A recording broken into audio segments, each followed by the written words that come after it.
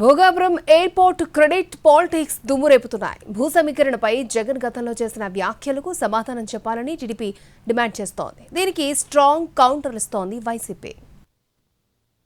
Bhogapuram international airport నుంచి trial run success తర్వాత రాష్ట్ర రాజకీయాలు కాకెక్కిపోయాయి. క్రెడిట్ ఎవరి ఖాతాలో పడిందనే డిస్కషన్ అధికార విపక్షాల మాటల యుద్ధాన్ని పరాకాష్ఠకు చేర్చింది. ఎయిర్పోర్ట్ ఖచ్చితంగా చంద్రబాబు విజన్కు సాక్ష్యమని అధికార పార్టీ ఢంకా బజాయిస్తోంది. అప్పట్లో భూసేకరణ మీద జగన్ చేసిన వ్యాఖ్యలు ఇవిగో అంటూ ఓ వీడియోను మీడియా ముందు చూపిస్తోంది. ఎవరికి ఏ విధంగా అంటే మళ్ళీ మనం 19లో తిరిగి మనం వస్తాం, ఏదైతే చంద్రబాబు నాయుడు భూసేకరణ చేశాడో ఆ భూములు తిరిగి ఇచ్చేస్తాం అని కూడా చెప్పుకొచ్చాడు.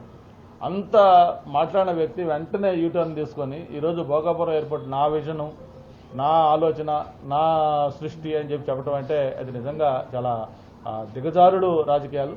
జగన్మోహన్ రెడ్డి గారు ఇటువంటి ఎన్ని చేసినా కూడా చంద్రబాబు నాయుడు గారేంటి, జగన్మోహన్ రెడ్డి గారేంటి అనేది అందరూ కూడా తెలుసు.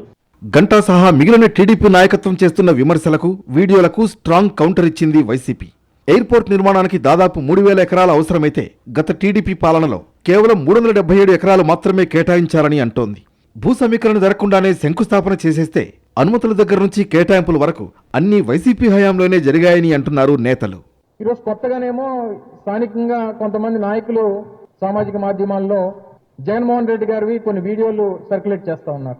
మీకు దమ్ము ధైర్యం ఉంటే మీరు ఏదన్నా ఒక వీడియో ప్రజల ముందు పెడదాం అనుకున్నప్పుడు మొత్తం వీడియోని పెట్టండి, తప్పలేదు.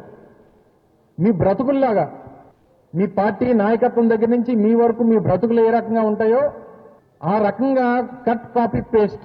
అనూహ్యంగా ఎయిర్పోర్ట్ చుట్టూ రాజకీయ రచ్చ ముదురుతోండగా నేతల వ్యక్తిగత విమర్శలు చర్చనీయాంశంగా మారుతున్నాయి.